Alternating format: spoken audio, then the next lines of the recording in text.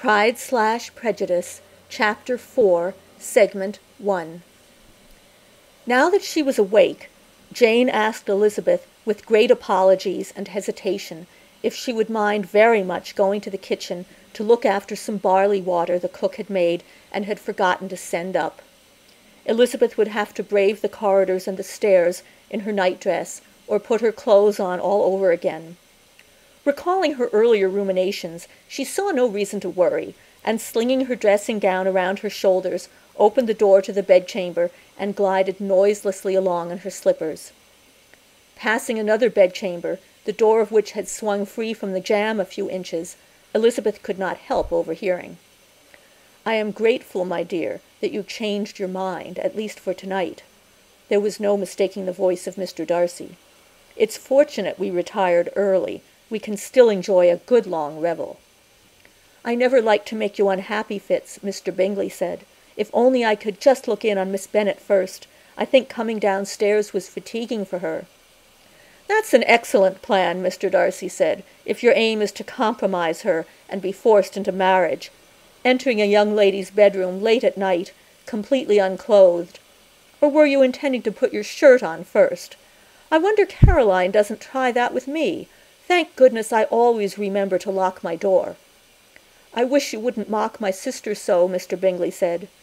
"She positively invites it," Mr. Darcy said. "You know she does, just as you invite all the tender attentions I pay to you."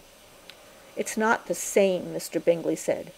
"No, of course not," Mr. Darcy said. "I care for you, and when, in addition to your amiable character, I am reminded of all your considerable corporeal charms, that lovely thick rod, and those firm round mounds behind, I can do nothing but show my admiration in the clearest way I know how." The men, both naked, moved slowly into Elizabeth's line of vision. Mr. Darcy was every bit as imposing unadorned as he was in full regalia of coat and pantaloons and cravat. His skin was white and smooth, with muscles well defined by the shadows from the flickering light. He had very little hair, or perhaps, as he was fair, it did not show. Mr. Bingley was slender and dark, sinewy and lithe, with a downy coat of hair on his chest and shaggy legs like a hound's. His appearance was more virile than Elizabeth had expected from his gentle, unassuming nature. Elizabeth wanted to run away, but was paralyzed with something that was not exactly fear. Her thighs felt sticky, as if viscous liquid was leaking out of her, although it was not that time of the month.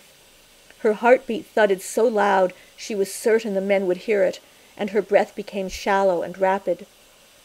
Mr. Darcy embraced his friend from behind, pulling him close with hands wrapped across his chest. He licked Mr. Bingley's neck like a cat, then nipped with his teeth. Mr. Bingley yelped and laughed, turning in the embrace, affording Elizabeth a generous and unconcealed view of both men. That part of Mr. Darcy that Elizabeth had never seen on any man, that young wives make jokes about while shooing the unmarried girls from the room, lived up and more to the descriptions that Elizabeth had been certain were but exaggerations designed to frighten maidens into chastity. So thick, and that color! Although perhaps it was a trick of the firelight. It had all happened in a second or two.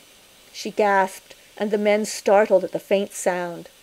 She had the advantage of the dark, where the men were exposed by the lighted room. Ducking her head, and clutching her dressing gown tightly around her hunched shoulders, Elizabeth darted down the corridor and turned the corner into safety.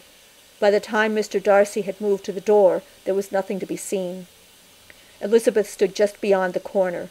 Surely he wouldn't come after her, and safer not to make any more noise by running now.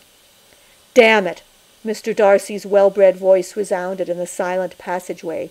"I told you to see about getting this door fixed. It doesn't close properly." "Fitz," Mr. Bingley whispered. "Was somebody there? We'd better not—" The rest was lost in low murmurs behind the thick wood of the door. Elizabeth headed back toward her sister's bedchamber, too nervous to complete the long journey to the kitchen. "I'm sorry," she told Jane. "I couldn't find it." "Never mind," Jane said. "I'll do very well with this cold tea and warm water.